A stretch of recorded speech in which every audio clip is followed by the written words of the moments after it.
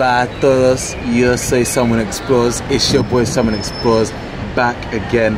I'm here once again, Europe International, using the passport. In today's video, I'm here in Malaga. Behind me is Ataratanas metro station. In today's video, we're going to be looking at the metro that isn't a metro. You'll see what I'm talking about. Let's go head down inside, get a ticket, cut about. It's beautiful weather today. I've got the jeans on. Yeah, it's 22 degrees. I'm vibing. I've just had a €2 beer. But that's enough. That's enough about me. Let's get onto the metro / not metro. Let's go. The Malaga Metro is the city's rapid transit network. Formed of two lines, the 1 and the 2, the first services operated in July 2014, with both lines heading out west from El Perchel in the center of the city to Andalucía Tech and Palacio de los Deportes. In March 2023, an extension east towards the historical center of the city brought through 2 new stops, at Guadalmedina, named after the river running through the city, and solely for Line 1, a terminus at Ataratanas, for the nearby market. This is the closest stop to the famous Alcazaba and Gibraltar Castle. Oh, and the beach. Nowadays, the system has a length of 13.6 kilometers and has 19 stations. I will say, it is very cheap. Tickets are bought, issued and recharged here at these ticket machines. You pay for the paper ticket itself and then you recharge it. You know, I chose a £5 just to start off so I could top up, you know, when I wanted to. 15 Chinese, hey? How much is it? We'll see. That's crazy, damn. That's when I realized that a single on one of these tickets is as low as 41 cents. 41 bleeding European cents. Yo, I'm sweating. There's 2 types of tickets an occasional traveler like yourself would get. An occasional, where you load a number of trips on, and a travel card, which you can add money onto. So, all in all, I topped up €5, and I was paying for 41 cents. By the way, I had 4 days in Malaga. I've come back and I've still got €2 on that ticket. I'll sell one of them to you for €20. Now it's business time. Why is this metro not a metro? Well, look, it's one of these. A tram. That's all. It's quite similar in characteristics to the Sevilla Metro, located a couple hours down the road. The Metro operates a fleet of 14 Basque-built CAF Airbus 3s, with an additional 4 Airbus 100s. These bad boys are very similar to the trams you see in Birmingham and Edinburgh, for example. They are very bright and spacious, featuring the much-hated hard plastic seats. Well, I guess they are good in terms of speeding up the cleaning process and maintenance on board compared to the regular padded seats with all the germs and stuff. The trams feature level boarding, wheelchair accessible spaces, USB ports, and next stop information screens which also show local area maps at each stop. The stations also follow this modern sense of identity. Most stations are underground, featuring 2 platforms, except for the interchange stations, which have 2 levels of 2 platforms. The platforms themselves are much longer than the trams themselves. We like to call that future-proofing. Every station below ground has lifts to make the stations fully accessible from platform to street. And when you get up to the mezzanine levels, they are large and expansive, you know, good enough to have a mini rave on. There are also racks for you to park your bikes and e-scooters whilst you head to work, college, or to your sneaky Link's house. They are very clean, like spotless. Stations, platforms, trams, everything spotless. You know, I would feel absolutely guilty if I accidentally dropped a crumb of a biscuit or my sandwich on the floor.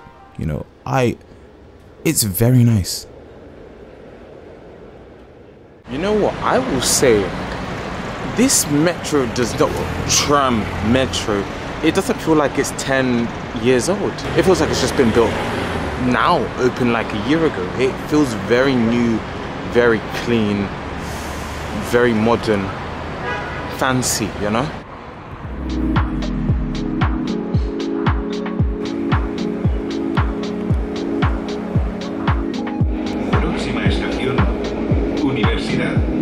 The next station, Universidad.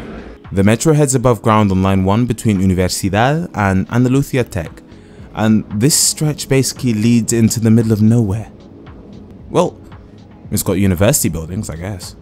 To be fair, I was travelling on a Sunday afternoon. There wasn't much really going on, but I could imagine during the week these stops out here would be full of students attending the University of Malaga. Lads, I'm telling you, I'm literally in the middle of nowhere. Where did these trams take you? Past the university? I don't know where I am. There's like some buildings. It's very interesting.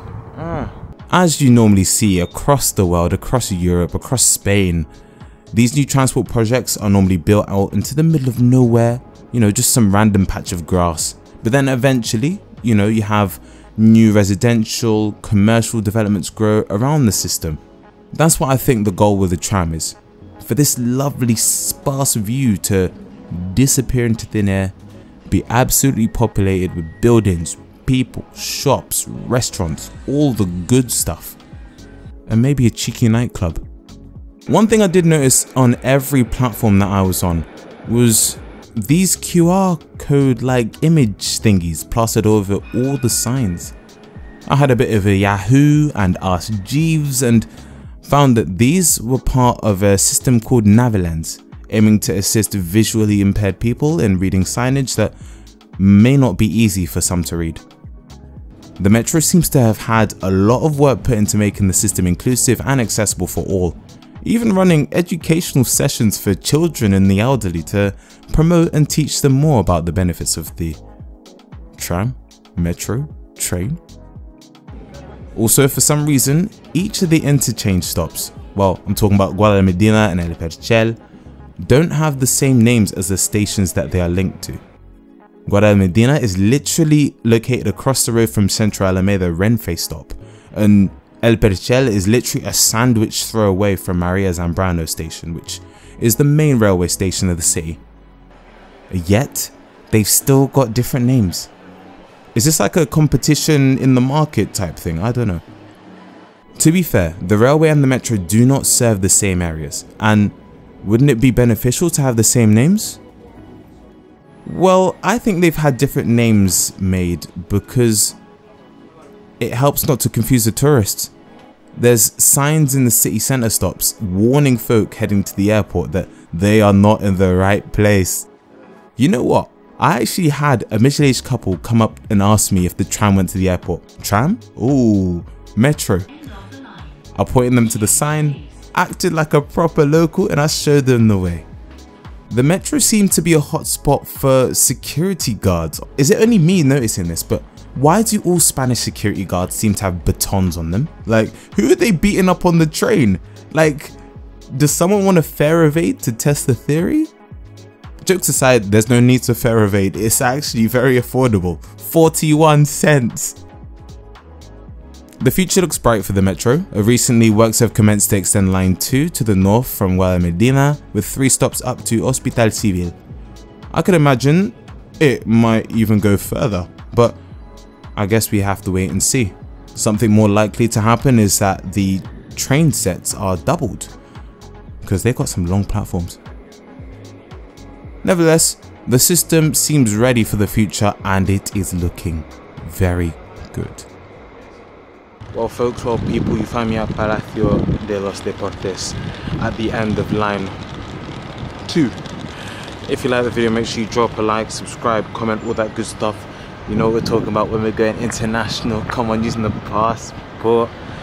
If you want to support, make sure you check out the Ko-fi and the Patreon links as well. It's been your boy Someone Explores. I'm going to have a wander. I'm going to check out if there's a cheeky pub around the corner. There's probably not. It's probably just all sports. I'll catch you in the next video. See you in a bit.